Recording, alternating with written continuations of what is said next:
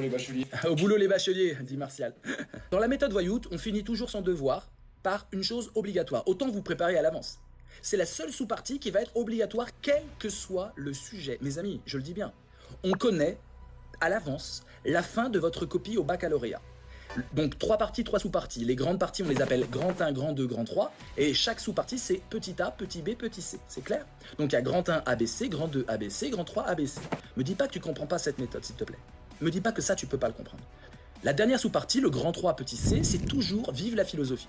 Postez-moi maintenant des sujets de philo, ceux que vous voulez, et je vais vous faire l'hymne à la philosophie de tout ça, d'accord? Donc le grand 3 petit c, on y va. L'art est-il un divertissement? Regardez bien, les amis, le sujet que je viens de lire. Hein. L'art est-il un divertissement? On va prendre on va dire non, non, oui, non, mais. J'ai envie de finir par un non, mais. C'est pas un divertissement, mais ça, attention, d'accord? Donc non, l'art n'est pas un divertissement, parce que l'art, c'est autre chose, il y a du sens, du symbole, ça fait la culture, ça éduque, ça dénonce, etc. Hein, vive les vertus de l'art.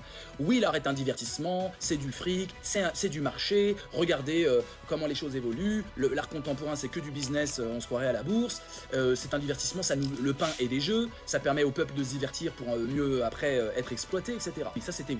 Le grand 3, c'est l'art n'est pas un divertissement, non pas parce que c'est la culture et que ça dénonce, etc. C'est que l'art est l'essence même de l'homme. Grand 3, vous allez dire que l'art, en fait, est nécessaire. Et d'ailleurs, toutes les sociétés, même les plus dictatoriales, qui veulent museler leurs artistes, qui dénoncent justement la dictature, toutes les sociétés ont des artistes qui sont les ferments de la démocratie, de la liberté d'expression. Et donc vous montrez que l'art n'est pas un divertissement, non pas parce que finalement il a plein de vertus, comment dire, pédagogiques, intellectuelles, et que ça permet au peuple de mettre dans une forme tout ce qu'il vit, les peurs collectives, tout ça. Mais vous allez montrer que l'art n'est pas un divertissement parce que précisément il fait société. Et vous allez décliner tout ça.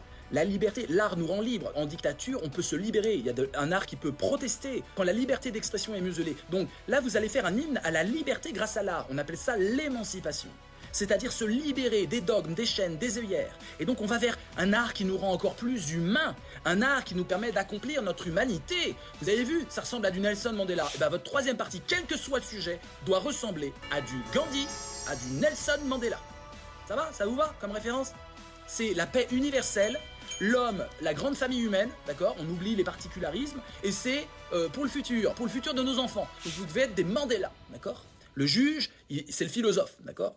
Et puis le grand 3 petit c, eh ben, vous dites que l'art n'est pas un divertissement, parce que très simplement, l'art est d'essence philosophique. L'art permet aussi de donner des réponses à l'inconnu du monde. Quand la philosophie s'interroge et s'émerveille sur les choses qui la dépassent, par exemple avec la métaphysique, le cosmos, l'étonnement dont parlent Platon et Aristote, eh bien, l'art va permettre de donner du sens. Alors c'est peut-être du bullshit, c'est pas scientifique, c'est de l'art, on est d'accord.